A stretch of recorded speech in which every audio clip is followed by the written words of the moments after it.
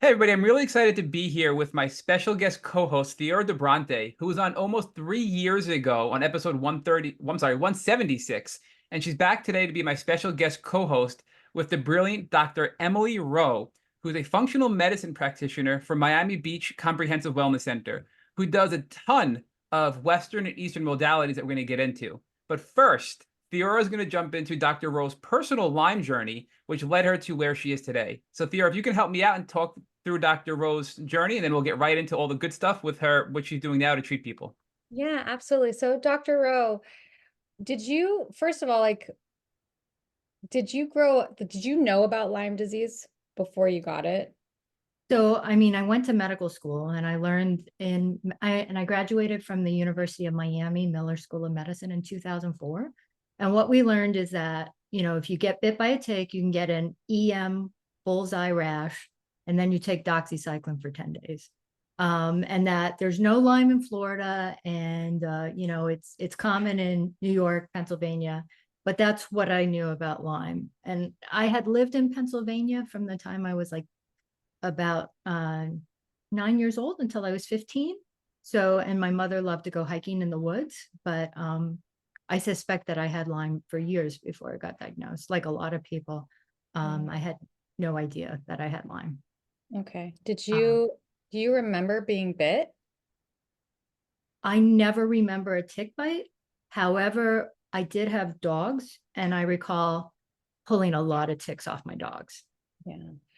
And I also had cats too, and we did have, even though I'm a clean person, we had issues with flea infestations, which can happen, to the best of us. So, yeah, so and why don't, that's an issue for Bartonella more, but I yeah. So yeah, take us through your journey. When do you think it started for you? Were you a kid? Do you think you got it or well, I don't know. I suspect I acquired Lyme in utero from my mother. My mother was from Pittsburgh, and like I said, she loved to go hiking in the woods. I don't have any documentation of that. It's just a clinical suspicion. I was sick my whole life as a little child, migraines, migratory joint pain, um, episodes where I was just debilitated, couldn't get out of bed for 2 weeks, and then I'd be fine and be able to go back to school.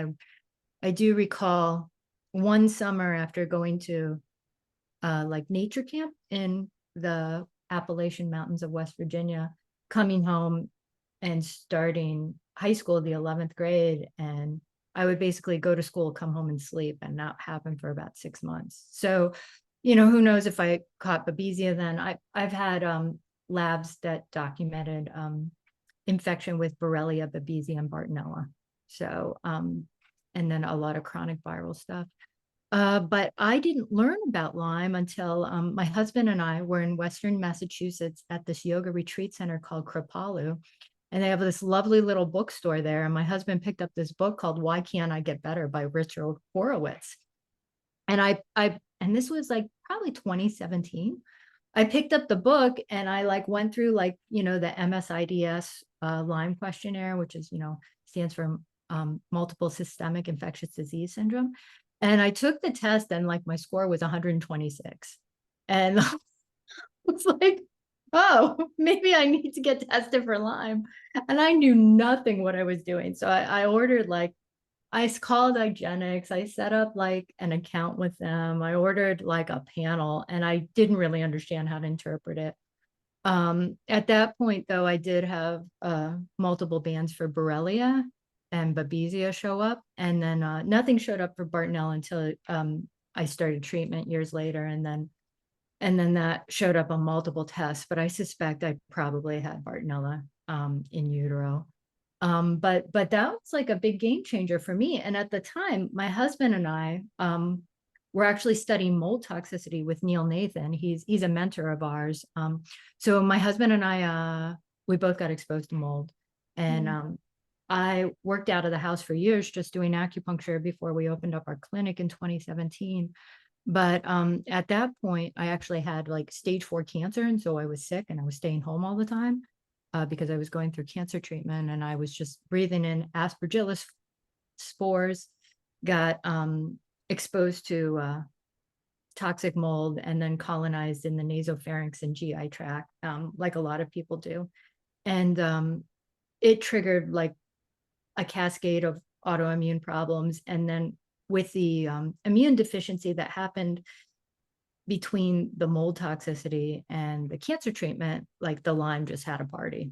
And so I wasn't diagnosed, I think, with Lyme until actually 2018. And right. And then I went through a series of treatments that were very complicated.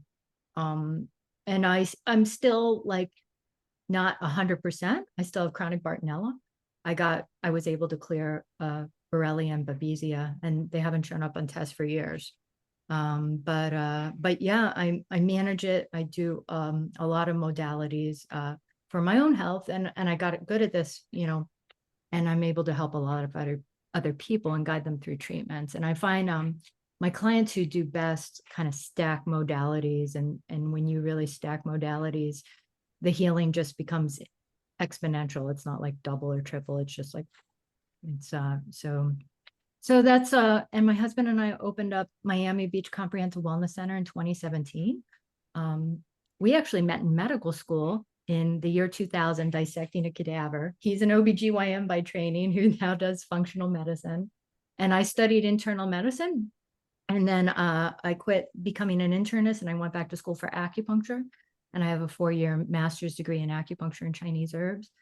And then my husband and I we went through the whole IFMCP training, the functional medicine training in 2017, and became functional medicine providers. So yeah, we specialize in people who have complex chronic illness and for whom conventional medicine has failed. And we treat a variety of things from chronic infections, elevated toxic burden. We're treating, unfortunately, a lot of cancer these days, and a lot of autoimmune disease. Hey, Dr. Rowe, I'm sorry, real quick, I just want to interrupt because I find it interesting that you have a medical degree from the University of Miami, Miami Miller School of Medicine from 2004. And then in 2009, you got your master's degree in Chinese herbal medicine. And then later on in 2018, after your own experiences, you became certified in functional medicine. But earlier on in 2004 and 2009, when you went for your medical degree and even your master's in Chinese herbal medicine, was Lyme a part of that education you received? Not at all. No. And I practice internal medicine at St. Vincent's in New York City. And there was very little awareness of Lyme. We got no training on Lyme in Chinese medical school either. There was a concept of, chronic infections, and they do have a concept in Chinese medicine that dates back like from this textbook called the Shahan Lung, that's almost 2,000 years old, of like external pathogenic factors getting into the body and then diving into deeper layers within the body, like energetically. And so a lot of that theory can be applied to chronic Lyme, but I never knew, things like, chronic migratory joint pain might be a sign of Lyme, headaches, fatigue, the cognitive impairment, and the cyclical aspect of it all, which I think that's like, the huge red light when I have these people come in. But, I'll have patients come in for acupuncture. I had this one patient about a year and a half ago, her chiropractor sent her into me for her neck pain. And she started talking to me about all her medical problems. And like, I put my hands on her neck and I just got this, intuitive hit that she had Lyme. And I was like, have you ever heard of Lyme disease? And, we did labs, and she showed up as having chronic Lyme. And, she's got a host of complicated issues, and she's from Pennsylvania, from outside Philadelphia. But it's been an interesting journey. But no, it was not part of my medical education. I studied with ILADS and Richard Horowitz. I actually studied with Richard Horowitz first. I asked him to treat me, and he's like, no, but I'll train you and your husband. I was like, great. So we went to his like tick boot camp kind of training. He has what he calls like a really intensive structured thing for physicians that he teaches them how to treat Lyme. And then later we went and became ILADS members, and that was like going to graduate school before you go to undergraduate school, because Richard Horowitz is really intense. So he's Yes. fantastic, but he's like, he starts throwing all this information at you, and it's like drinking from a fire hose. Yeah, the fact that you were able to treat, well, I shouldn't say treat, be able to, because he wouldn't treat you, which I find interesting. He told you he won't treat you, but he'll teach you, right? So that was an Well, interesting response you got from yeah. him. No, it was fantastic though, because he gave me a skill set that I'll have the rest of my life. So it was lovely. Yeah, and then also Dr. Neil Nathan, who's a mold expert that we hear a lot of in the community as well. So the fact that you've been able to train with those two individuals is really cool.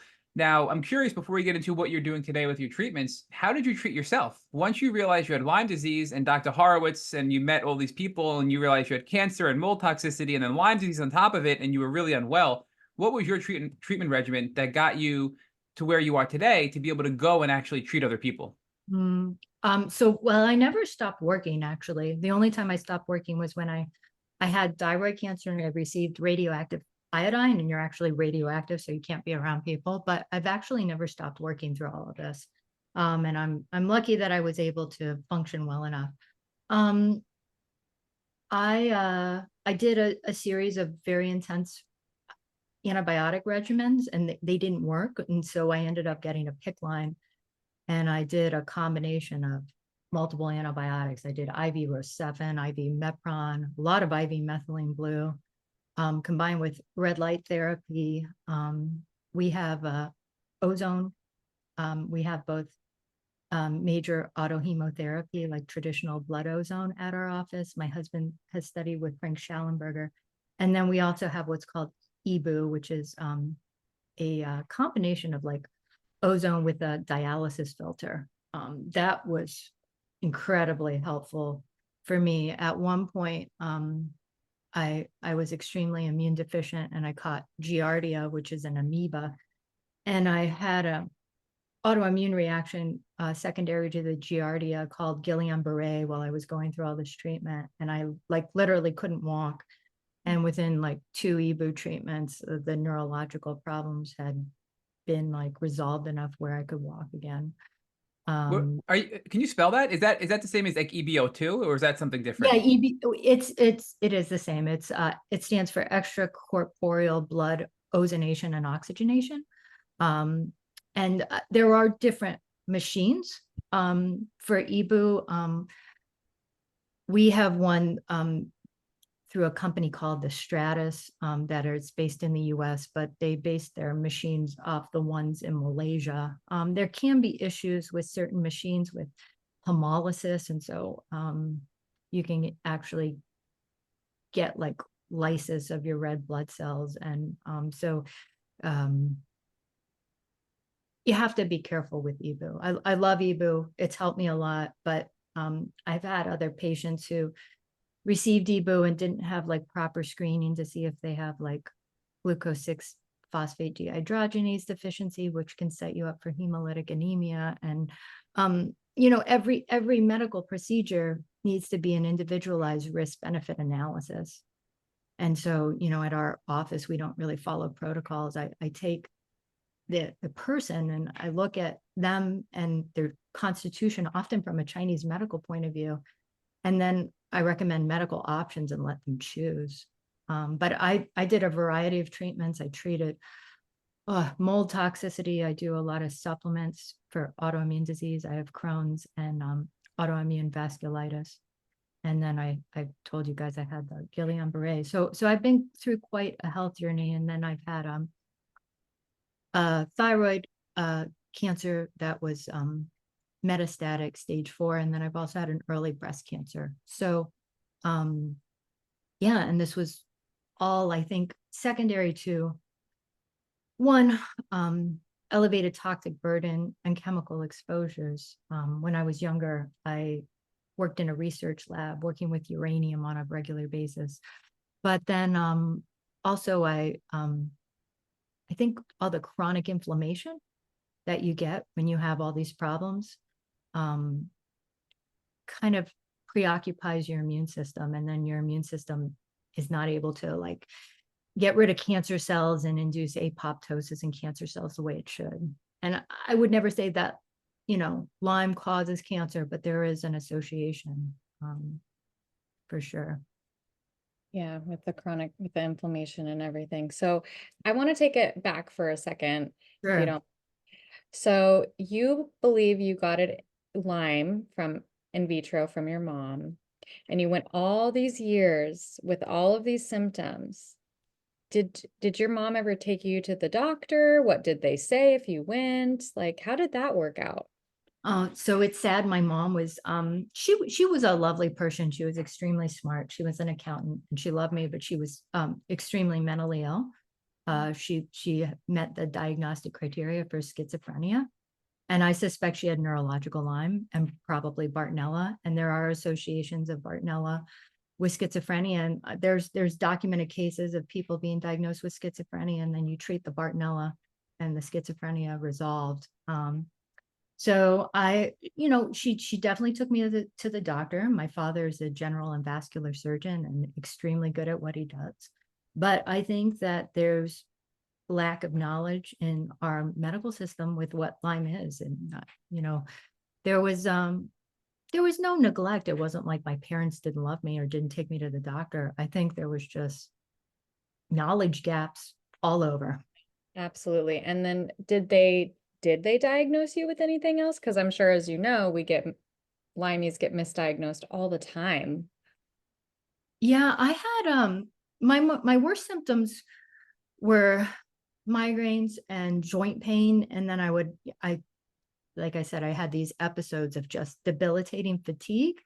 I was just told that I was stressed and crazy and should take antipsychotics. Sounds about right. Yeah. Yeah, I feel like, that was right, what I had going on. wow. Okay, so then you go through all these symptoms, you go to medical school, then you go do um get your acupuncture and get all these other additional resources at your fingertips, but still obviously you were not well enough. Come 2018, you finally get that Lyme diagnosis. And that's because you read it in a book and kind of self-diagnosed yourself. Correct. Oh, Well, I had wow. a clinical suspicion. I didn't understand then that like Lyme is a clinical diagnosis. So I was like, oh, I need to get these test results. And then even that, I didn't really understand how to interpret the test. And so I had to like call and get help for how to interpret the test results because it is complicated. You can't, it's not like you just get a test and it's like, yes, no, you have Lyme or you don't. There is an art to the interpretation of these things where you're Yeah. looking. Which test did you do? I did like a full panel that had antibodies. And then Mhm. I also did, PCR and fish tests and everything. What I use a lot now in clinic that I found to be extremely helpful. I mean, I do like IGeneX, they're a great lab, but they are expensive. But I use a lot of T cell reactivity testing. And I use both Armin Labs, who's in Germany. They have an excellent test. And then I also use Infecto Labs, who's in Minnesota. And I've actually become good friends with the head immunologist at Infecto Labs. His name is Felix Schultz. And if you guys ever want to have him on your podcast, he's brilliant. Yeah, I was just gonna say, Dr. O, we've had Armin Labs on. We've had Dr. Armin himself on the podcast, and he blew us away. So I'm smiling as you're saying this because he's brilliant, and I love him, and I love their lab. But we'd love to have Infecto on as well. So that would be a True. wonderful introduction. Yeah, no, well, I use them both and they're both good labs. And yeah, and so but they have different panels. And so if somebody has spent a lot of time in Europe or something, I'll order Armin Labs because they're better for some European species. And then they have differences in which viruses they can look for. The other thing I see when patients have chronic Lyme and other tick-borne infections like Babesia, Ehrlichia, Rickettsia, whatever, the whole spiel, I also see a ton of chronic viral issues. I see a lot of chronic cytomegalovirus, which I see as one of the worst triggers for chronic inflammation. Epstein-Barr, HHV6, all sorts of things. The other thing I'm seeing a lot of, and particularly in 2022, there was a bad episode of Coxsackie virus, which is what causes hand, foot, and mouth. But I had several patients develop severe autoimmune issues when they caught Coxsackie virus. And that only showed up with Armin labs and Infecto labs. And unfortunately, I can't even order Coxsackie labs from Quest in Florida anymore. It's not available. Of course. Okay, so can you can we go in order, or not even in order, but like list all the treatments that you did for yourself? Oh, geez. Okay, this is You going to know, be as many as you can remember. acupuncture, Chinese herbs, Western herbs. Like I used a variation of Stephen Buhner's protocol, but based on Chinese medical energetics for my constitution and my medical patterns from a Chinese medicine perspective. Did a ton of supplements. I did binders and antifungals for mold toxicity. I did supplements to treat heavy metal toxicity. I got the metal amalgams pulled out of my mouth. I did a PICC line. I've had 3 PICC lines, all of which developed cellulitis and got infected and had to be pulled. But I did a variety of IV antibiotics to treat stuff, and I got significantly better after that. I did prednisone for autoimmune disease, which is complicated because it can suppress the immune system. I took antiviral medications. I think you said methylene blue, right? Methylene blue IVs. Yeah. Oh, yeah. That was, well, I consider that, yeah, for sure. And methylene blue pills as well, combined with red light therapy. I did a lot of holistic detox work, like with saunas, Epsom salt baths, red light, that kind of stuff, sweating. I did a lot of yoga, meditation, and breathing. I went to school for hypnotherapy and did a series of regressions that really helped me maintain resilience and willpower to get through treatments. I told you about the Ozone and the EBU. We also have a device from Germany that is called CyberScan that basically it reads your energetic patterns and then gives you a customized homeopathic counter signal. I've used homeopathy. I think that's about it. It's a lot. Yeah, it's a lot. Oh, sound healing. I'm a big fan of sound healing too. Sound healing's great. And I'm sure your process is you're still in your process, right? Oh, definitely. Yeah, no. And like I'm as much maintenance as a Ferrari these days, like I'm in the shop all the time, but I run pretty well. So it's okay. Yeah. So 2018 treatment started, right? Right. And then when would you say, by when were you starting to feel like a human again?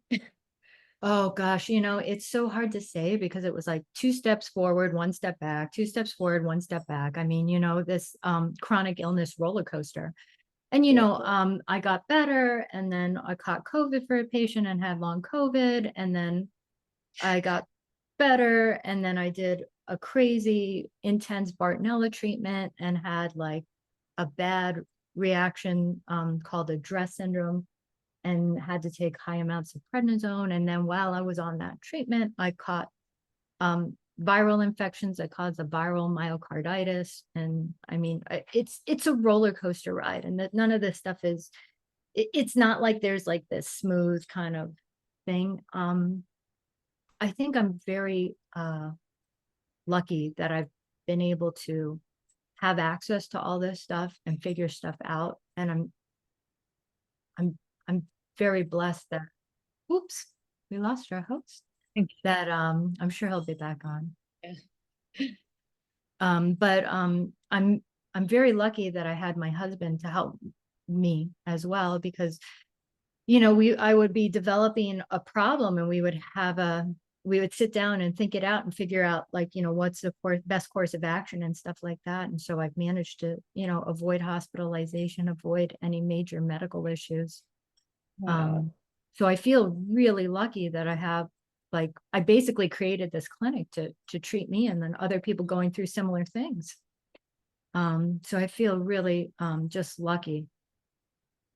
It's amazing that you've been able to create that and, be able to Right. support other people where there isn't a lot of information available. There's not a lot of support.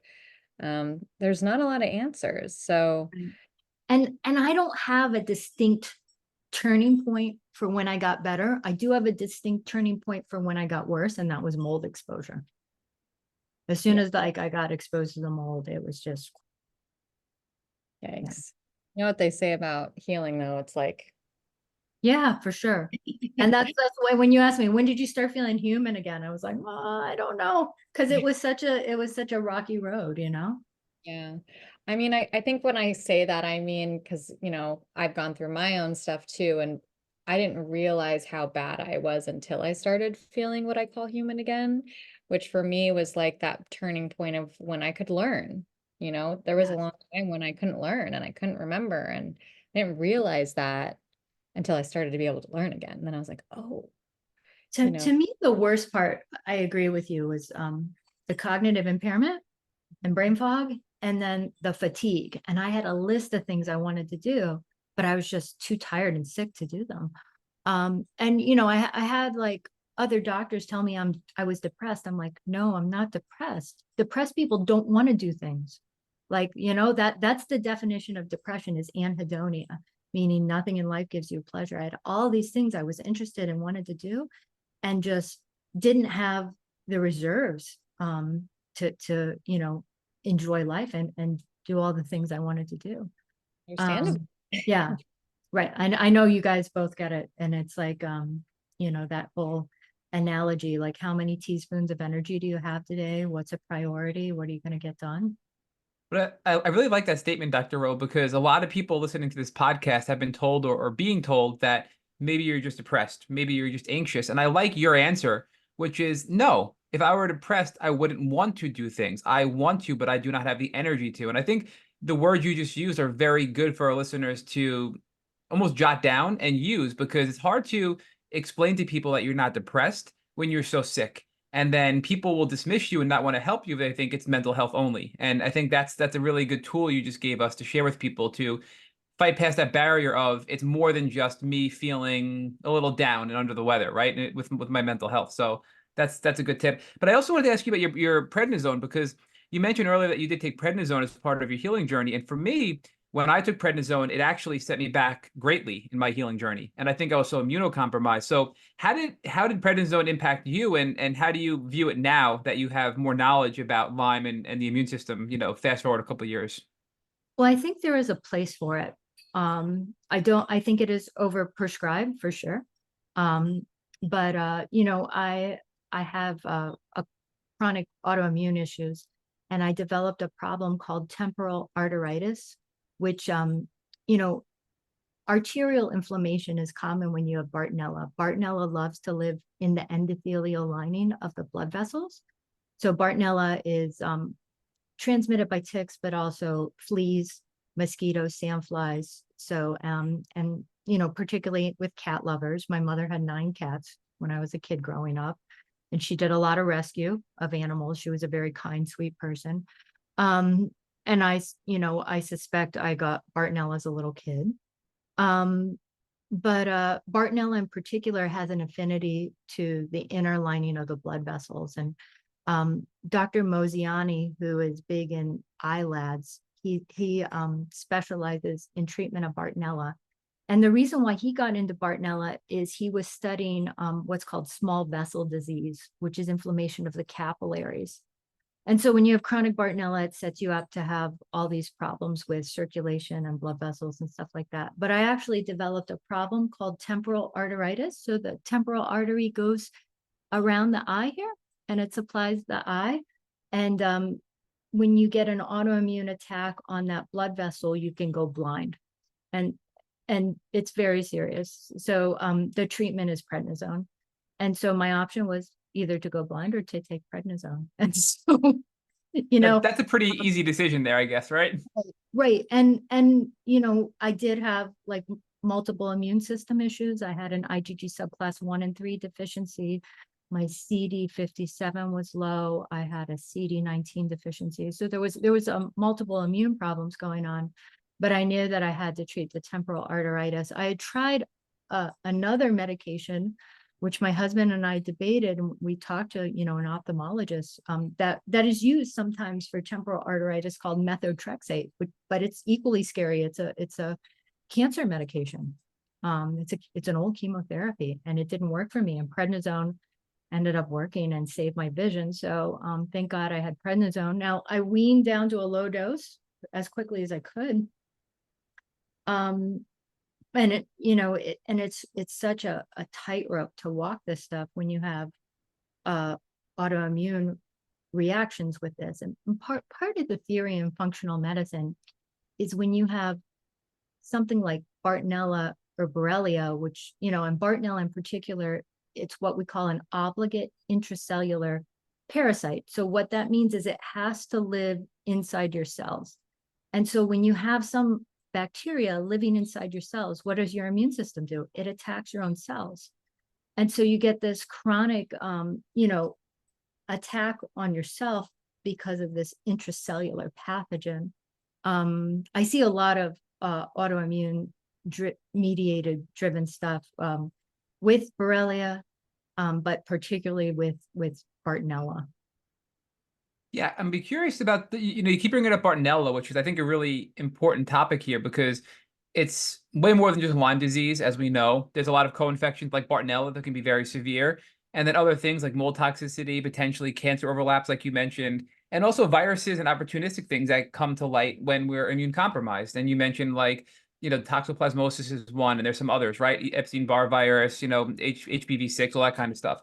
So the question I have for you is Bartonella in particular can be gnarly, right? We had researcher Ed Breitschwert on to talk about it. We've had a lot of experts come on and talk about Bartonella and specifically the mental health impacts. We've talked about Bartonella rage. We've heard about Lyme rage, but a lot of people have said Bart rage is worse than Lyme rage. And Bartonella does more to the brain than Lyme. And when it comes to things like schizophrenia and mental health and things that almost mimic real psychiatric conditions, Bartonella can be the root cause potentially. So what are your thoughts on that? Have you digged into that at all? And do you agree with some of those statements? Yeah, I definitely, that's one of the clinical suspicions why I suspect my mother had chronic Bartonella. I mean, she's been dead many years, so it's impossible to know, but there's speculation, and who knows, maybe that's just me wanting there to be a reason other than just that she was schizophrenic and severely mentally ill.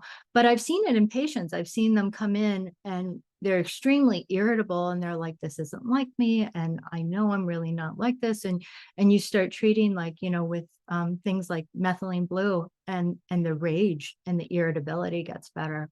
I've had clients who have had severe road rage that was, a lot driven by chronic infections. Yeah, it's very interesting. The key things that trigger the thoughts for me that a client has Bartonella, they end up with horrendous foot pain. And they have trouble describing it often, but they have this pain in their feet that is difficult to describe. Often there's cystitis pictures. I never had that, but they'll have bladder symptoms. So they have chronic burning urination, this and that. Now Lyme, and I'm speaking specifically of Borrelia, can also colonize the uroepithelium, which is the inner lining of the bladder. But I find that Bartonella in particular will inflame the bladder. The other clue that somebody has Bartonella is there's these marks on the skin that look like stretch marks. And, you can go to YouTube and Google like Bartonella striae. And the key to how you know that it's Bartonella and not just stretch marks is regular stretch marks follow what we call Mees lines. It's spelled MEES. And it's the lines they use in plastic surgery to like hide scars so that they tuck into these folds. And usually if somebody has Bartonella, they'll have stria on the skin. I've seen them in women on the chest, on the glutes, and then in men in particular, we'll get them on their posterior shoulders here and like the love handles areas. So those are the big clinical clues that somebody may have chronic Bartonella for me. That and often there's some people get, you know, anger, irritability, rage, but some people more just have like this frenzy, like anxiety that can be associated with it. Like I said, I feel really lucky that, thank God, my symptoms neurocognitively were never as bad as my mother. I never had psychotic breaks or anything like that, but I definitely had irritability and episodes of insomnia, trouble focusing, that kind of stuff. But it all got better and went away when I treated everything. Thank God. Yeah, Theora, I want to give you, I know you're going to speak too, but Theora posted a reel that I remember from 2 years ago that we shared, and I still love the reel about insomnia and Lyme disease. And it's somebody in the middle of the night just like getting up and dancing on their bed because they just can't sleep, right? Yes. And you got to go look at it because I'm not doing it any justice, but it's hysterical and extremely relatable. I know you want to jump in, Theora, but I had to share your No, reel because I want no, people to go watch please. it because you get a little comedy about relating to it, you know? Oh God. Well, I have a very dark sense of humor, and I made a lot of jokes, and it helped me deal with all of it, you know. I always joke that I'm tough to kill, and at one point I would say that I'm not delicate like a flower, I'm delicate like a bomb, you know. There was like this, like, you know, you just walk that edge and one thing hit you like a common cold and boom, you'd be down for 3 or 4 weeks. Oh, I forgot to mention too, you asked me all the treatments that I did. You know what was a huge thing for me that I don't know how I forgot? Peptide injections. That was a game changer for me, and it got rid of my chronic pain. And I had chronic pain since I was a small child and migraines and stuff like that. But in particular, I took courses through A4M, and particularly Kent Holtorf. I mean, he's quite a character, and he's had Lyme himself. He's a physician who teaches peptides. We've had Dr. Holtorf on and a lot of his colleagues from the Holtorf Medical Center, but can you repeat what were the peptides you just said? That because I Sure. know a lot of people are going to be asking what Yeah, specific peptides because there's different types. I used so and I learned from his lectures, Kent Holtorf. He's got great lectures on A4M, but in particular, I used a combination of BPC 157, TB4 frag, thymosin alpha 1, KPV helped me a lot with my Crohn's. I used CMAX to bring my brain back. That was magical. That was just absolutely magical. I use CJC ipamorelin to reset the pituitary gland after all the hormonal imbalance. I use kisspeptin to help with hormonal imbalance. So I've used and not all simultaneously. And with peptides, they are cell signaling molecules. So what they do is they, can cross into the membrane of the cell and send signals to the cell and DNA about what to release and stuff like that. But so they should never be taken continuously. The way you take peptides is you pulse them. That's the appropriate way to do. So a lot of times you'll do like 5 days on, 2 days off. So like Monday through Friday, or you'll do a series of like, I also used epitalin, and I will do that for a month, twice a year. That's a longevity peptide that helps with pituitary balance for the whole HPA axis. So yeah, that's been a game changer. We are now offering this really cutting edge service at our office that's called Neo 7. And I'm in our office, I'm the first patient that's done Neo 7. But basically what we do is we draw blood and send urine samples, and they look at what DNA is being transcribed, what RNA is being translated, and what proteins are in your blood and urine that are contributing to chronic inflammation.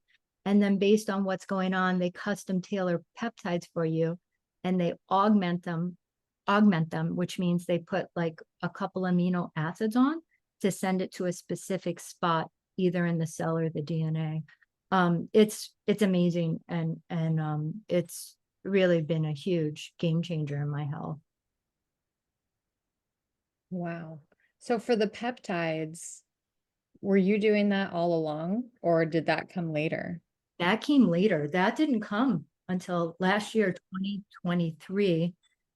And it was miraculous for me, because even after all the treatment, clearing, even after clearing Borrelia and Babesia, I still had a lot of chronic joint pain and autoimmune processes, and the peptides were a game changer. I mean, pain that I didn't realize I had went away. And then it was like, oh, wow, it's so much easier to like think and do things and be interested in the world when your pain is gone, you know? And you feel better, right? And the psychological impact that pain has. I didn't realize how much the pain was impacting me until the pain was gone. Yep.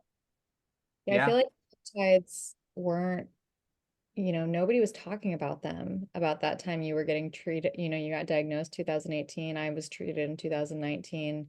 And I've just heard amazing things about them.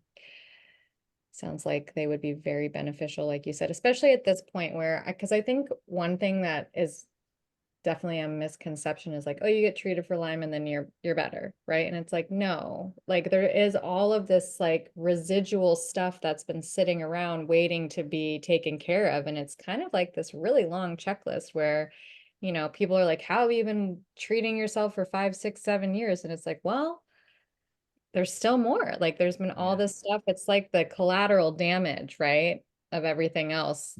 So I think I cannot agree with you more. The chronic inflammatory processes just really imbalance the physiology of the whole body. And it takes a lot of work and a lot of time. yeah. And I think the world doesn't understand that. The people who are dealing with it, we get it, but it's hard for people to be like, oh, but you're better now. And it's like, and I'm sure you had the Yeah, same and experience. You're like, you look fine. complicated, right? And you know, it's such an art to talk to somebody, because you don't never want to ruin. You never want to like be unrealistic and give somebody false hope, but you never want to take away their hope either. Yeah. And so, like, I have this client. She's lovely. She's in her 60s, and she's got a binge eating disorder, and she's diabetic, and she's abused her body for years. And she basically got to the point where she was scared because she started having renal problems. And I was like, look, you're looking at dialysis here. And she's been on I think it really like just flipped something in her brain. And she started getting psychological therapy to help support her and stuff like that. But she's changed her diet, and it's been like 2.5, 3 months, and she's super strict, and she's like, the weight's not coming off. And I'm like, you've abused your body for 40 years. It's not just going to go away in 3 months, And and then, thank God I was always focused on holistic health and, things like lifestyle, and I stayed, I think luckily I was able to stay active as much as I could. And like, even when I had like the temporal arteritis and the double vision, I made sure to do like yoga, and I did because it would help me know where my body was in space and help me with balance. And even with neuropathy in my feet from Bartonella, I made sure to do all that stuff to the capacity I could do. But I suspect if I hadn't striven so hard to be healthy my whole life, I probably would be dead or in the hospital, or who knows where. Just totally debilitated, right? I don't want to just like anyone listening, I don't want to discourage them, because it's like, yes, it's kind of peeling the layers back of the onion, right? But I know I can attest from my experience where it's like, even that little bit that you start to feel better along the way is like enough in the time, right? It's like, okay. And that's why sounds like for all of us, when we continue these journeys, even though it might take many years, but you're right. Like and not everyone's abused their body, like, No, no, not at all. Not at all. right, But, you but know, we've like, been sick for so long without knowing it, and it's been all this, wreaking havoc on our bodies, and we're living in a toxic environment, and, because the world we live in is toxic, right? We've got pollutants, we've got people, even the scents, the cleaning products, the food. I mean, it's just tough to be a normal, healthy individual in the environment that we've created, the light, the air, the food, the water, it's all a thing. So then you get, some type of chronic illness on top of it. And yeah, it's going to take some time. it's a lot to negotiate and navigate, and I feel like it's a complicated process. And I do have I can't even tell you, my husband and I see this all the time. We have patients who are feeling much better, and then we don't see them for like, 9 months, a year, and then they come in and they're a wreck again. We're like, what happened? They're like, oh, well, I stopped doing my diet, I stopped doing my exercise, I took this really tough project, or something, complicated happens, like, a death in the family, or they're taking care of a loved one who's sick, or things happen, right? Life happens. Yeah. Yeah, life happens, but all of a sudden they stop taking care of themselves, and they're just like, and it's not like they're back to where they were before, and it's so much easier because now you know what works for the person and what to do, and how to support them, and so they get better much quicker. But there is a certain level of maintenance that this stuff requires, and I don't want to be pessimistic, but I do want to be honest with people. It Yeah. it never really just goes away. Like Yeah, you but said, you're a Ferrari, right? And then yes. you're a high maintenance vehicle. We're all high. That's the way I've always said, I'm a high maintenance vehicle. I have to go in for tune-ups often. Like, it's okay. Yeah, the one thing I want to highlight there is I completely agree, but I think the important note there is it doesn't mean you can't feel better and enjoy your life. And I think the most important lesson I've learned is the key word you mentioned, Dr. Rowe, which is maintenance, right? You're going to feel better, but I learned this early on. I think it was like our 20th podcast guest. She gave us a story where she was really sick, debilitated, started feeling better, went out every night, was partying, young in her 20s in the Netherlands, went out every night, was drinking alcohol, eating bad foods, and then got sick again and had a relapse. And she shared with us, she realized it was her lifestyle, and she had to live a healthier lifestyle to sustain the level of health she was able to achieve, right? So I think for me, it's, you're never going to be able to fully eliminate your stress, but you have to realize there's a balance. Your sleep is important. Your stress is important. Your personal relationships are important. Your diet is important, right? All these things are important. Your nervous system is important. So you have to find tools to help you stay in a good place. Otherwise, you're going to have a setback. And I think that's true for everybody. Even healthy people, quote unquote, healthy people will have their limit where they're going to have a crash, right? But I think our ceiling is a little bit lower after we've had chronic Lyme, but it doesn't mean we can't sustain a healthy, happy life if we reach that level and continue to maintain good health practices, right? I mean, what do you guys think about that? I fully agree with you. And one other thing I wanted to say to touch on that is, like, you know, mindset is so important, but for me, it's always been like, okay, I feel grateful that I have, we'll call it whatever, a condition that forces me to stay healthy. And I'm grateful for that. Like, yes, it's like a get to, right? Like, I get to eat good food, and I get to make sure my water is purified, and I get to, you know, protect myself as best I possibly can with all the toxins, and make sure that I do keep up on my acupuncture and, all the stuff, the high maintenance vehicle. And it's, that's just my life at this point. And I'm grateful for that, because who knows where I'd be if I wasn't. Yeah. I And always say, I always say that Bartonella has been my greatest spiritual teacher, yeah, Yeah. because it's given me an amazing skill set to help other people and guide them through. And because in our clinic, my husband and I don't recommend things that I wouldn't do myself, or that he wouldn't do himself. And so every treatment that we have in our office, I've done personally. And that was one of the problems when I worked in conventional internal medicine, is I would prescribe these medications that I would never take. Yep. And I had like issues with personal integrity. I really had trouble working in the situation, and it's a big part of why I quit. Yeah. Dr. Rowe, let's talk about some of the things you're doing now, right? Because there's some really cool topics I want to just get into a little bit with you, which is, like one of them is hypnotherapy. And I'll be honest, at first, especially before I got sick, I was very much a Western guy. I wasn't into this whole Eastern world. Now I've come a long way. But hypnotherapy, you think of as like this like woo-woo thing where somebody gets up on stage and they, hypnotize you and make you quack like a duck, right? It's way deeper than that. So can you just give us an idea as some of these more Eastern alternative practices like hypnotherapy, how they can be used in a healing environment like your practice?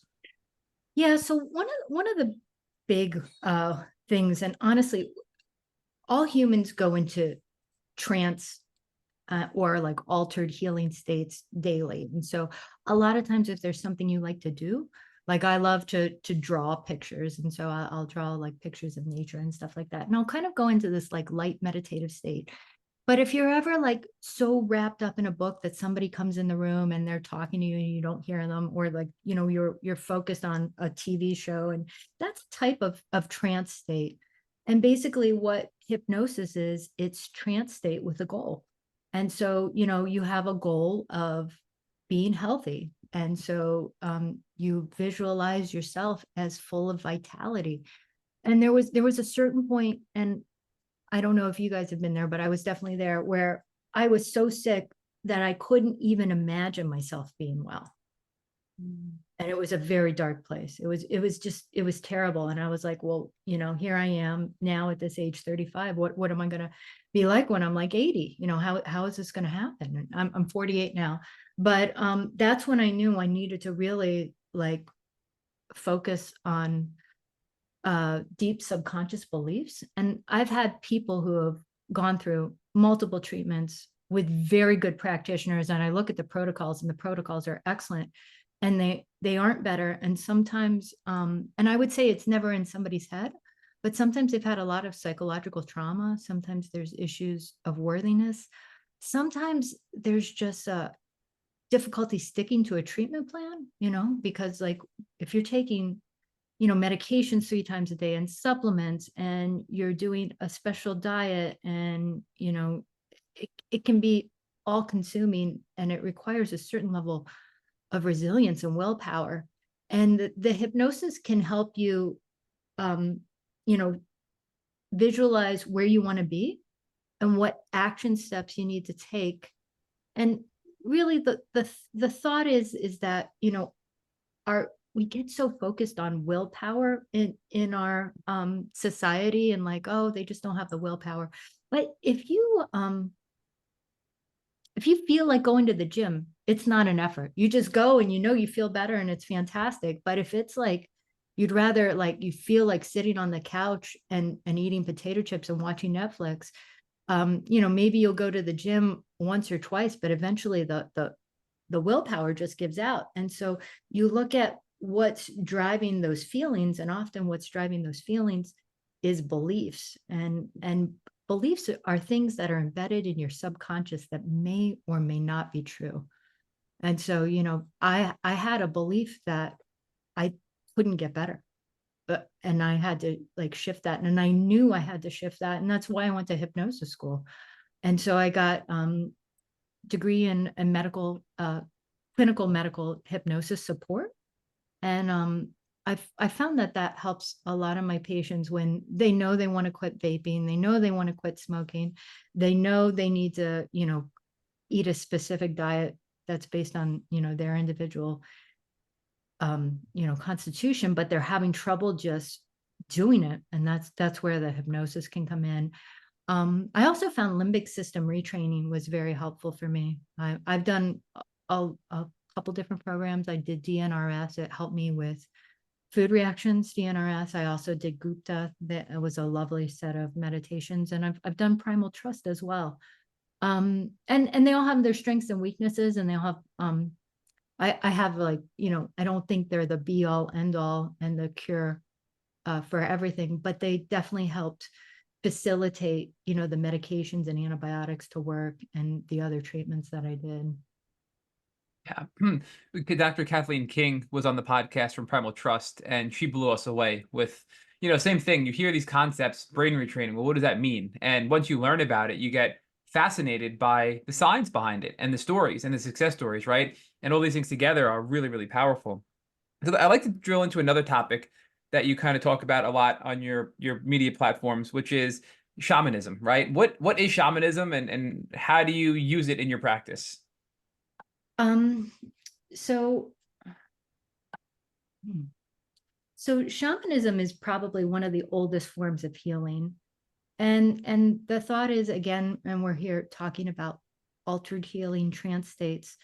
A shaman is somebody who can walk between two worlds. And that's the Chinese character for shaman. I wish I could draw it for you guys. It's a horizontal line, a vertical line, and another horizontal line. And then there's two people on either side. And it's basically somebody who can walk between the celestial forces and the terrestrial forces of the earth. And I have found parasitic behavior in clients. So, for example, I'll give you a very concrete biological example. You mentioned toxoplasmosis before. Toxoplasmosis is an infection that can be carried by cats, and it can also be transmitted to rats. And rats are normally will normally avoid the urine of cats because they're like, oh shit, there's a cat around. I don't want to get eaten. I'm not going to go near that urine. When rats get infected with toxoplasmosis, they change their behavior. The toxoplasmosis actually changes the biochemistry of the brain so that they're attracted to cat urine, so that the parasite can complete its life cycle.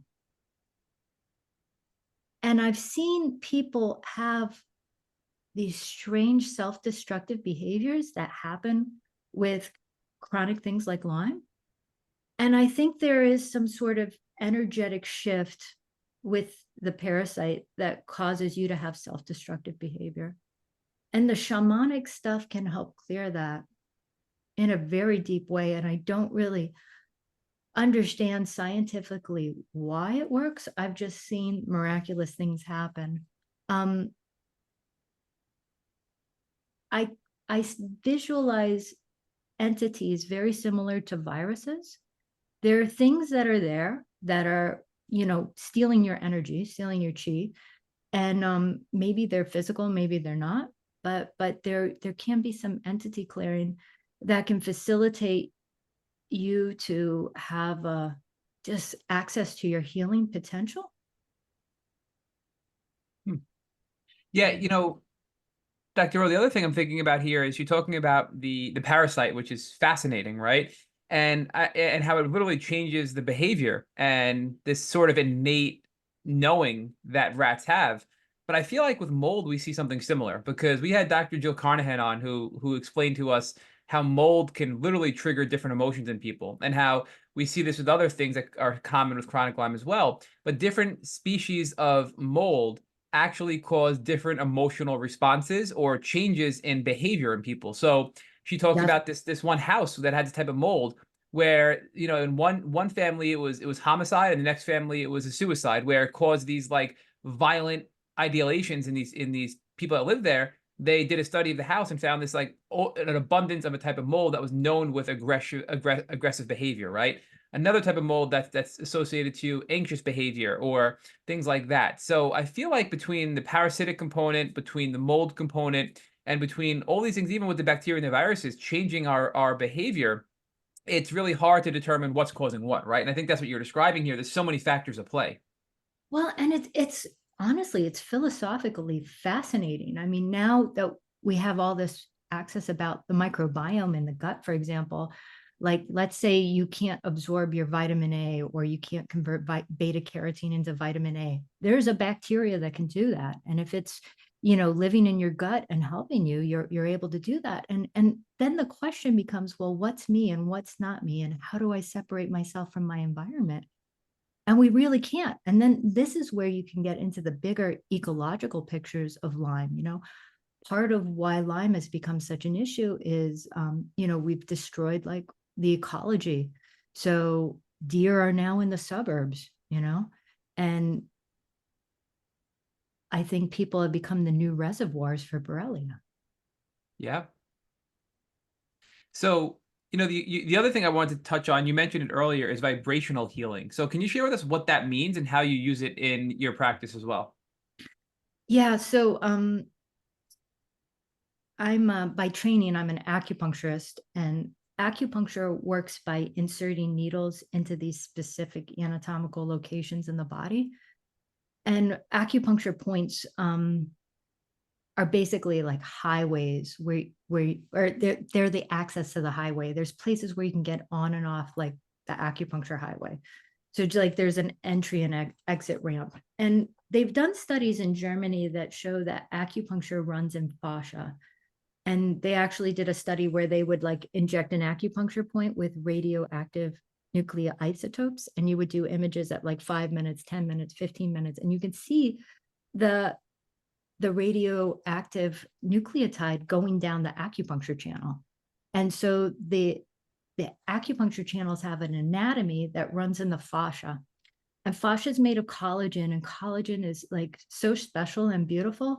It's a triple helix. DNA is a double helix. Collagen is a triple helix, and collagen is made of vitamin C and your branch chain amino acids, which is leucine, isoleucine, and valine. And part of the problem with Lyme is it makes an enzyme called collagenase. So it basically eats your fascia and your collagen, which is part of what mediates like the joint pain. But what's really special about collagen is it's a crystal, and it actually has what's called a piezoelectric effect. And the piezoelectric effect is a physics property where when you press on something with mechanical force, like inserting an acupuncture needle or putting a tuning fork on the fascia, you release a flow of electricity.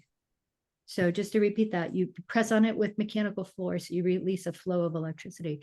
And I think this is part of where people with chronic Lyme and chronic viral issues and mold toxicity, this is why they get electromagnetic field sensitivity, is because of collagen, which is a huge conductor of electromagnetic fields. I mean, our biggest electromagnetic field in the body is the heart, right? The heart has this intrinsic pulse, this ability to spark electricity at 60 beats a minute or however fast your heart rate's.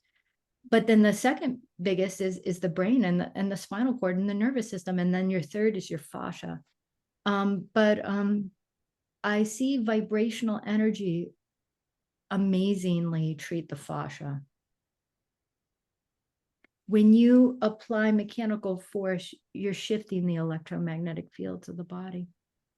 And what is that really doing? Is it opening up your body and clearing up blockages? I'm just trying to, in my mind, envision what that does, right? Yeah, I think there's definitely blockage. Sometimes, for example, a common thing I see in chronic Lyme, definitely Babesia and Borrelia and Bartonella, is stiff neck, right? And the neck, like you'll palpate it, and it's like there's these Rice Krispies under the skin. Everything's like adhered and stuck. Those are actually adhesions in the fascia that can happen with chronic Lyme. And part of what mediates that is you end up with this chronic low level meningitis from the neurologic Lyme. And when we were in med school, part of how you diagnose meningitis is you have somebody bend their chin down and touch their chin, and then you have them like curl like into a fetal position or like a frog. And if they have pain, that's a sign of meningitis. And so like in little kids, like if a 2-year-old comes in and they can't communicate to you, you bend them up like in a little frog, and if they're screaming, that's how you need to do a spinal tap and look at cerebral spinal fluid for meningitis. And of course there's other symptoms as well. Now in conventional medicine, this is usually like a big deal and like something like, holy shit, you have to be hospitalized. But I suspect that there's a lot of low level mild chronic meningitis that goes on with like the Lyme world. And I think part of what the vibrational stuff does is it breaks up all those adhesions in the fascia, very similar to acupuncture, but a lot of people are afraid of needles. A lot of people have pain with needles. And by using like the vibrational therapies, it's so gentle and it's so soothing. particularly when you do it on certain points, you can go into a deeply meditative hypnotic state without having to like, count somebody into hypnosis or anything like that. It's profoundly activating for the healing states of the body, though. That's what I find. As you're talking, I'm feeling myself more relaxed. Just as you describe it, Dr. Rowe, you are an amazing explanation. Thinking the same. Dave, I'm like, wow, I feel so relaxed and meditative. Yes. Like, I can't even imagine what it's like to be Come to treated by Miami you. Beach. We'll do a group sound healing. It's Oh, I love that. So you also talk about flower and tree essences. I read up a lot on your marketing literature. So is that along this, you kind of grouped it with sound healing and flower and tree essences. Are they separate? I don't even really know what that means, honestly. So if you can share with us what that means. Sure. Flower essences, you actually will pick flowers and take them and put them in a bowl of water and put the water out in light. And water is I'm like a physics dork. I actually started out as a physics major before I went to medical school. And then I switched my major to biology. But water is very special. When sunlight hits water, it forms this thing that's called the fourth state of water. And so we normally think of water as H2O, and you have, your frozen state, your liquid state, and then your gaseous vapor state. But there's a fourth state of water that's called hydromium, which is basically H3O plus. And when water hits light, the water will actually create like crystal type patterns, kind of like a buckyball, if you can imagine that. And this is what we call plasma. And there's some at every biological membrane in the body, like a cell membrane or a nuclear membrane, when water is exposed to this, it will also form this fourth state of plasma. But this is where water is a mediator of the essence of the plant and stuff like that. So I use them energetically. Flower essences in particular are good for any symptoms from the neck up. So stiff neck pain, any neurocognitive stuff, any issues with like long COVID, like anosmia, so issues smelling post-COVID, chronic eye infections. I've had a lot of people with chronic sore throats after having Lyme, tinnitus, all sorts of stuff. Any symptoms in the head, I use flower essences for. And if you think of the flower, they're kind of like the top of the plant. And then I use tree and root essences for more like lower body issues. How does that work? Do you mix them together and they drink it? Like, what's the actual, how do they take it, So there's companies that make them, and usually they're preserved in a little bit of brandy. I personally can't tolerate any alcohol at all. So if I do a flower essence, I'll put like a few drops in a cup of hot water and then let the alcohol steam off. Because I'm really intolerant to alcohol after all the medical stuff that I've been through. It used to not be that way. But yeah, that's how I usually administer them. There's companies that make them. I do make my own for myself, but I can't sell them in clinic because they're not like properly packaged and stuff like that. So you put it in water and drink it. mm-hmm. Okay. I like it. So, you talked about Dr. Rowe earlier with acupuncture and all that. I forgot to ask you on your previous discussion before the flower and tree essence. You talked a little about cupping and other techniques for acupuncture. So how, like, we see videos of this on social media, right? And people say it's super, super helpful for them. What does it do, and how does it help people with chronic Lyme? And I believe the other term was, I'm probably going to butcher it. I'll just spell it. Guasha, gua sha. Oh, you said it perfect. Gua sha.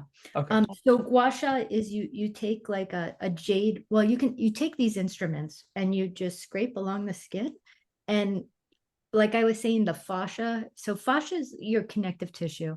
And if you, the way you can think about fascia is if you ever like cook a piece of chicken that has skin on it and you take the skin off and there's that like rubbery part that's holding the skin onto the muscle, that's fascia. That's the fascia of the chicken. And, people have fascia too. And fascia is your connective tissue, and it's between your muscles. It's around your liver. It's in your peritoneum and inside the abdomen. It surrounds your aorta fascia is what holds us together. And you can kind of think of it as this giant web inside of the body. Part of what happens is the fascia gets adhesed. And so cupping is kind of like a massage, but instead of pushing, you pull. I use fire cupping, which is like the old fashioned type. So I'll take a glass cup, hold the flame inside, quickly remove the flame. And then before the oxygen can rush back into the air, I put it on the body. So you're not putting the flame anywhere near the skin. You're just removing the oxygen from the air inside the cup, and then you slap the cup on. And I'll put oil on the skin, and then what I'll do is I'll slide the cup. And instead of pushing like a massage does, it pulls, and you have all these layers. You have your skin, your fascia, your muscle, and what it does is it separates the layers and allows them to slide properly. And so it'll break up all those adhesions in the fascia that can lead to chronic pain. And gua sha is similar. It's a skin scraping technique. So you just scrape lightly. You may have heard of Graston technique. So Graston technique is essentially gua sha, except that they won't let acupuncturists get certified in Graston technique. And they have this really good marketing for a special device. And then you get your Graston certification. And Graston helps a lot of people. So does gua sha. But I think it's funny when somebody takes something that's been around thousands of years and names it and marks it. That's all. Yeah. So we're talking about connective tissue and fascia. One of the things we hear a lot about in the Lyme community is Ehlers-Danlos syndrome, EDS, is very commonly associated with chronic Lyme. And for whatever reason, a large portion of the Lyme community has a co-diagnosis of EDS. What are your thoughts on that? Do you think there's a relationship? And if you can give us an idea of what your thoughts are as to why so many Lyme patients have EDS, especially considering it has to do with the fascia and everything you're so specialized in that you just described. Yeah, this is a very interesting question. I suspect I'm on the EDS spectrum. Now, there's a scale. It's called the Beighton score, and it's things like, can you bend your thumb back and touch here, which I can't do, but there's other things. I studied ballet and gymnastics when I was a kid, and that's associated with Ehlers-Danlos is super bendy. The interesting thing about Ehlers-Danlos, it's they've now like divided it into like 17 different subtypes, right? And I suspect there's genetic predisposition to have like collagen that's extra elastic. And then when you get a chronic infection like Lyme that produces collagenase, literally it's an enzyme that eats apart your collagen. And so I've seen cases where people had Ehlers-Danlos, connective tissue disorders, and met the criteria for Ehlers-Danlos, and then you treat them for either Lyme or Bartonella, and then they no longer meet the diagnostic criteria for it. So, but I think there's a spectrum of severity. There is like very serious ones where you can have versions of Ehlers-Danlos where you can have issues with the collagen around your aorta. And so your aorta can get extra stretchy. And when your aorta stretches too much, they call it an aortic aneurysm. And so, that can be extremely serious. Now, most people who have Ehlers-Danlos don't have that subtype. There's genetic testing for it, and it would be good to know it so you can, get screened and stuff with the proper imaging studies. But I suspect there's a lot of genetic predisposition for why some people get chronically ill and others don't. And then this is not just, Ehlers-Danlos. Like there's some recent research out that shows that people who have chronic Lyme have deficiency in tertiary bile acids. And so things like ox bile can be super helpful. And so, there's often associated with Lyme an intrinsic problem with gallbladder function. And the gallbladder is so important in your whole gastrointestinal tract, and which is, a huge barrier. So it's fascinating. And then, they've done studies of there was a gene called CCR5, and certain people who survived the plague in Europe had this special type of CCR5 a single nucleotide polymorphism, and it made them immune to HIV. Wow. Yeah. So I mean, Lyme's not the only infection that's like this. I have a feeling that a lot of infections are this way. This is where theories of miasms in homeopathy are extremely interesting. So homeopathy has this theory that certain people have affinities for certain diseases. So for example, my husband and I, we've been married for several years. Like I said, we met in medical school in the year 2000. He's had H. pylori about 8 times, and me with my immune deficiency, I've never caught his H. pylori, never once. And, you know, I do these GI maps where they do DNA testing, and like, you know, you would think, oh, this girl, she's had all these infections and immune deficiencies and all these problems. And then he's never, you know, caught any of the other infections that I've had. So we have like distinct constitutional tendencies towards certain illnesses. And I suspect it's, you know, complicated going back through bloodlines, what our ancestors have survived. Yeah, and I think a lot of this is genetic based that we're starting to get some data into, but we're barely scratching the surface as far as the actual scientific answer to this, other than intuitively, people have been doing this forever. And that's what you're doing, Dr. O, right? You're making these intuitive assumptions or reviews, expert reviews of your patients. We had Bob Miller on, who's a naturopathic doctor who does a lot He's of a smart guy. Oh my gosh, he's oh, smart. he blew us away. And yeah, that's why I feel like, he's probably one of the leaders in this space, but even he said, like, we have a long ways to go. I can do all this testing, I can help Lyme patients identify, genetic predispositions and what things they can do. And sometimes it's just simple dietary changes, lifestyle changes, supplements, whatever, to help balance out some of your deficiencies. But you need to know what those deficiencies are to try to provide a remedy. And if you can provide a remedy, something as simple as a vitamin, you might be able to have such a drastic impact on your overall health. But everybody's different, right? And that's the case there. Without real testing, we won't know unless we're in tune with our body or have people to help us, figure those things out. But I suspect that your point with Ehlers-Danlos syndrome is true, right? Where it's something that maybe people are more likely to have issues with their collagen being more loose or, like rubber bandy. And then with Lyme, which eats collagen and causes collagen problems, it just makes the problem even worse than it was based on your genetics. And that's why many people have an overlap of Lyme and Ehlers-Danlos syndrome, because they compound each other, I feel like, right? And that's kind of, I think, what you're saying here. Yeah, and I think there's a spectrum of severity as well, and I also think, like you said, we're just scratching the surface with genetics, but I think the next step is what's going to be called metabolomics. So what DNA are you actually transcribing? What RNA is being translated, and what proteins are being made? And this is where, like, the peptide treatment that I told you about, Neo7, is going to be really cutting edge, because it's looking at how to modulate that, which is absolutely fascinating. Yeah, I did want to touch on the hormone. I'm sorry, Theora, did you have a question? Just no, I was just saying I need that. Yeah, I think we all do, right?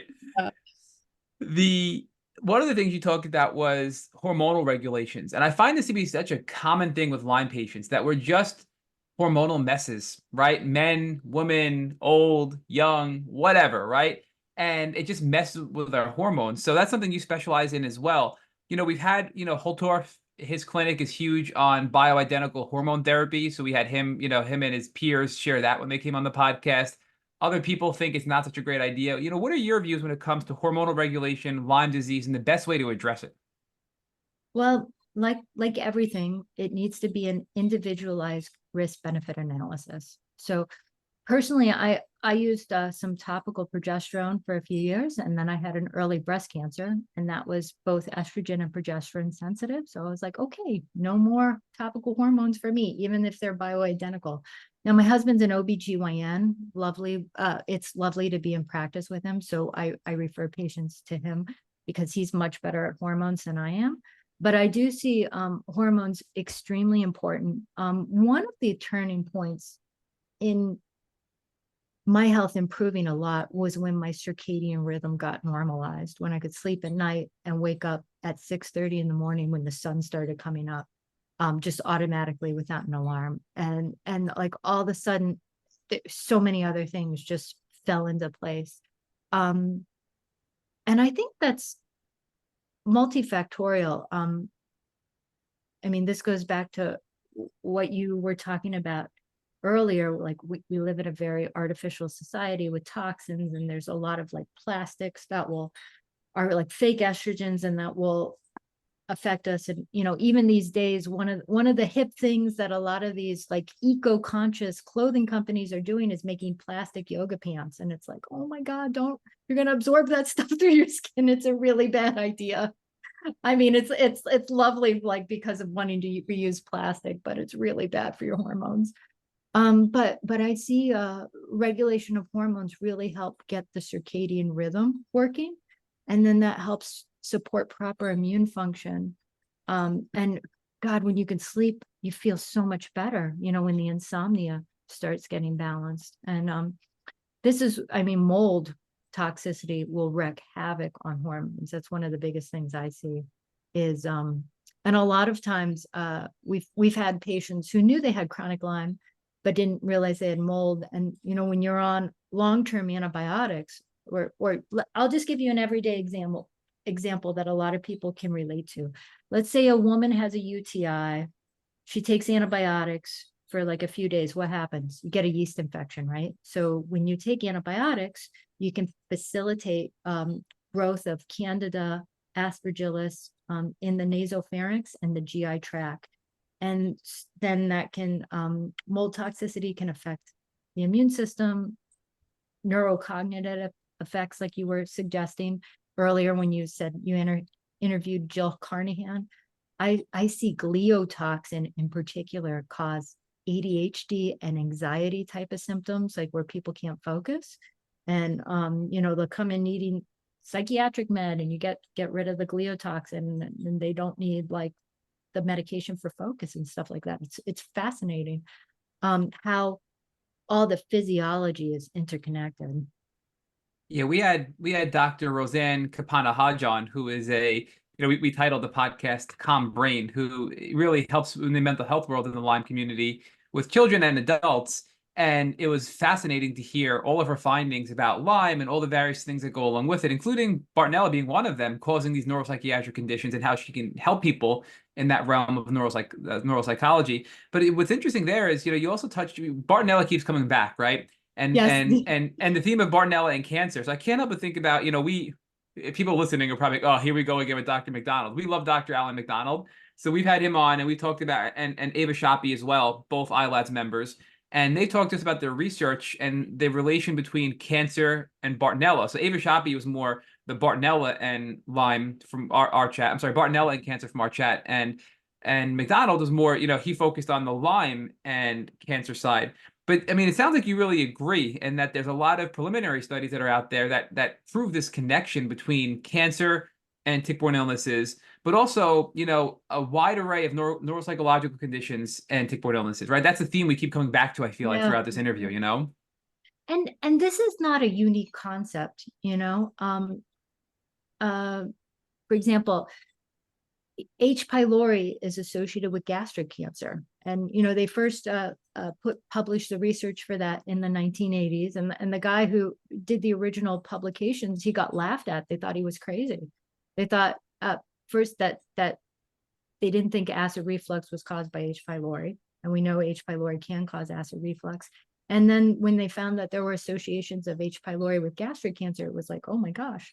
And then the other one that's a common everyday example is HPV, human papilloma virus, is associated with cervical cancer. Yeah. And there's a lot of these pathogens, let's call them exterior pathogenic factors, which can cause some chronic inflammation and immune dysfunction. And immune system is key to cancer. This is part of why some of the newest cancer treatments are all immune modulatory. There's a treatment for lymphoma, where they literally take your T cells and train them to attack the cancer and then put them inside you. It's fascinating. Yeah, we had Dr. Omar Morales on, another one I'm sure he's brilliant, and he talked to us about the cancer and tick-borne illness and Lyme relationship as well, and some of the work he's doing on his end. And then we had Dr. Leo Shea III on, who is another neuropsychiatrist. That guy's great too. I love him. Yeah.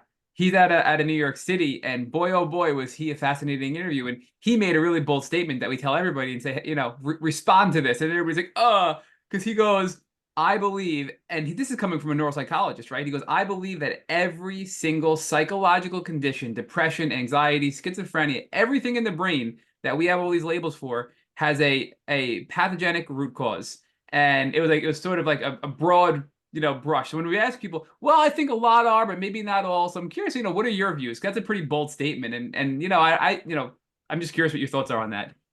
So, when I went to medical school, I graduated, as I said, in 2004. We had the DSM-4 then. Now there's the DSM-5. And how do you diagnose somebody? Well, you open up this book and there's a list of diagnostic criteria. And the diagnostic criteria is simply behavior patterns. So like obsessive compulsive disorder. Oh, do they, are they a checker? Do they check to see if they like lock the car door? Do they walk back like 3 times to see if they turned off the stove? That kind of thing. And so it'll be a list of behavioral symptoms. There's absolutely no pathophysiology for how you make psychiatric diagnoses. Yeah. And this is where things like the Cunningham panel come in. Yeah. Which is fascinating, where you can actually look at antibodies against the brain and nerves, and they're often driven by chronic infections. And this is debated right now. There's some doctors who don't think things like pandas exist. So pandas is a problem that you often see in children. The classic example is after they get strep throat, all of a sudden the kid will start exhibiting unusual behaviors. They won't want to go to school. They'll regress to a younger age. So you'll have an 8-year-old that starts acting like a 3-year-old. They'll have food avoidance. And, I've had like 8-year-olds get diagnosed with eating disorders. And it's like, no, they have pandas, their brain's inflamed. And then they'll have a new onset, like behavioral changes. Sometimes there's tics, sometimes there's Tourette's type of stuff. Sometimes it's like a true like psychotic break, and it's all caused by infection triggering an autoimmune response that's attacking the brain. And so and that's pandas in children. And then you can have this similar thing in adults, except I just call it autoimmune encephalitis. But since I graduated medical school in 2004, there's been more than 20 new types of autoimmune encephalitis discovered in the literature. And I think we don't know what a lot of these antibodies are.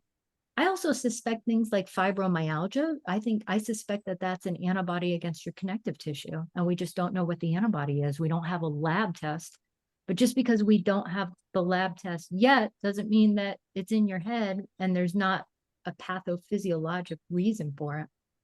Yeah, so I wonder, like with fibromyalgia, is it a specific antibody that we don't know what it is and what's causing that, attacking the collagen, or is it a variety of different things, potentially, Lyme and Bartonella and different conditions that are, classified in a large bucket, but it's maybe a collective thing of 10 different, infections that are causing this inflammatory response in the person, or whatever this immune response is.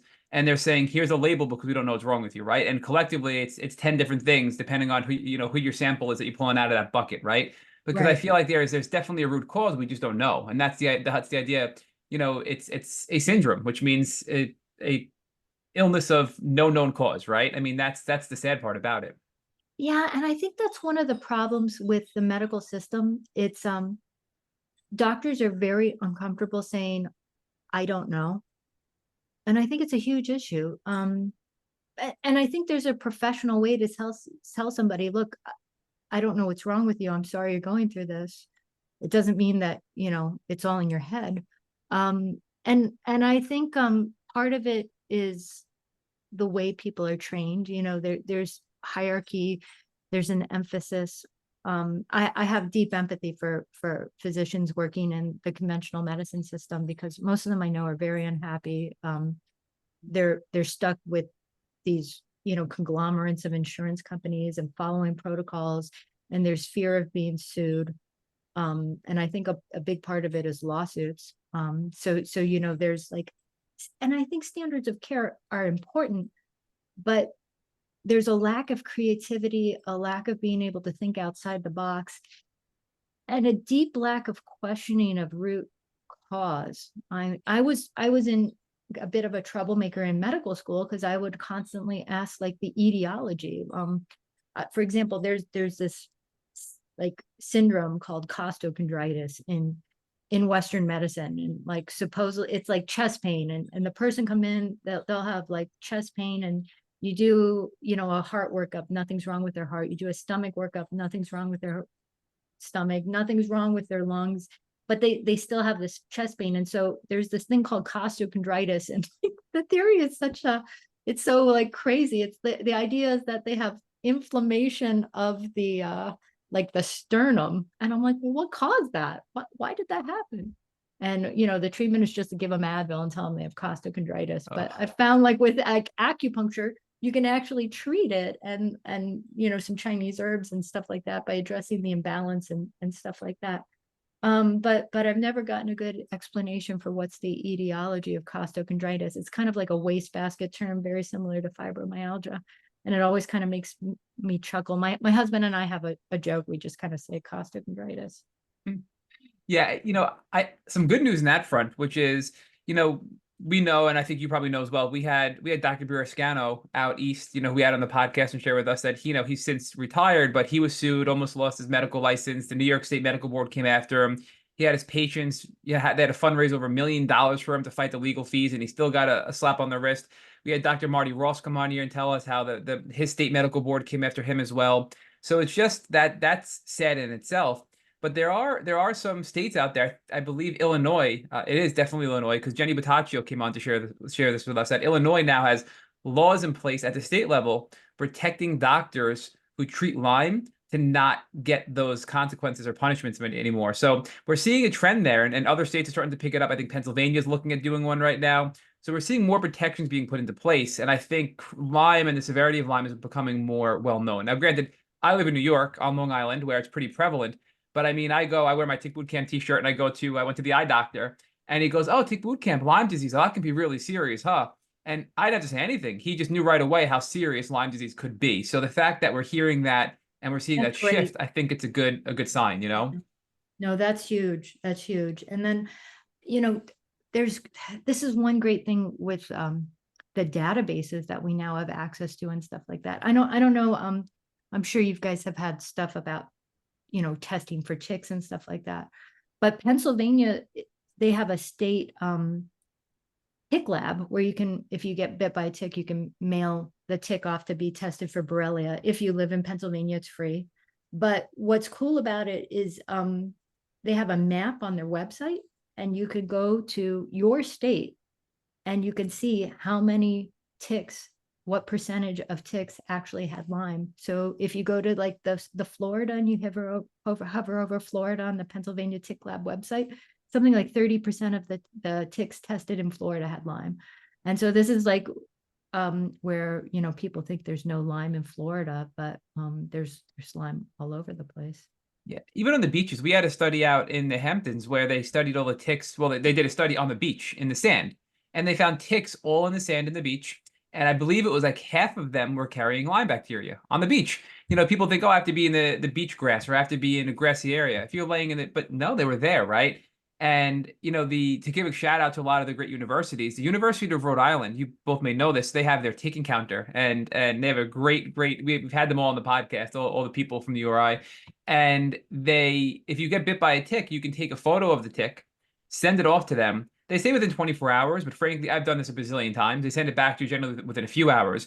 And it's a full disease risk assessment report and a tick identification. You know, the tick is an adult Lone Star tick. It's a nymph, you know, dog tick, whatever, right? And it looks like it's been engorged on you for 2 days. And these are the things you should be aware of, and bring this to your doctor. And these are the symptoms to look out for. And these are the, you know, where based on where you live in our studies, it's really wild the resources that are out there to help people A, avoid ticks, but also B, react to a tick bite. You know, we have a tick bite blueprint on our website as well, which is a step-by-step guide of what to do if you're bit by a tick. And it includes links to, you know, places like the URI and tick testing companies and things like that. but there are a lot of great, I'll call them, university public funded resources that people can use that they simply don't know about. So we're seeing more of that as well. I've actually given your website to patients about what to do if they get bit by a tick. Thank you. Yeah. So I know we've had you quite a while. I did have one more question that I circled that I didn't want to forget to ask you. No, I which- feel honored to be on your podcast, especially Yeah. with the amazing people you've had on. Thank you. The biological photomodulation. Can you describe what that is and how you use it? Yeah, so red light therapy is a type of biophotomodulation. So is getting up early and watching the sunrise. They've done studies that show that methylene blue, for example, will increase its antibiotic effects when it's exposed to red light. So when I had pretty bad neurological symptoms due to chronic, tick-borne infections, I was taking methylene blue and doing methylene blue IVs, but I would combine it like timing wise with red light therapy to help facilitate everything.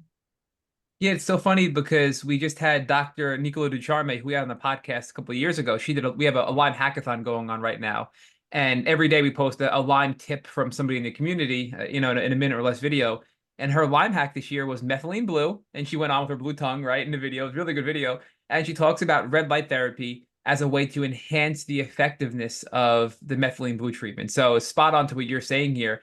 Now, like, what is the science behind that? Or I don't want to make you go too deep, but like, what's the idea of why does the red light therapy help amplify the effectiveness of the methylene blue?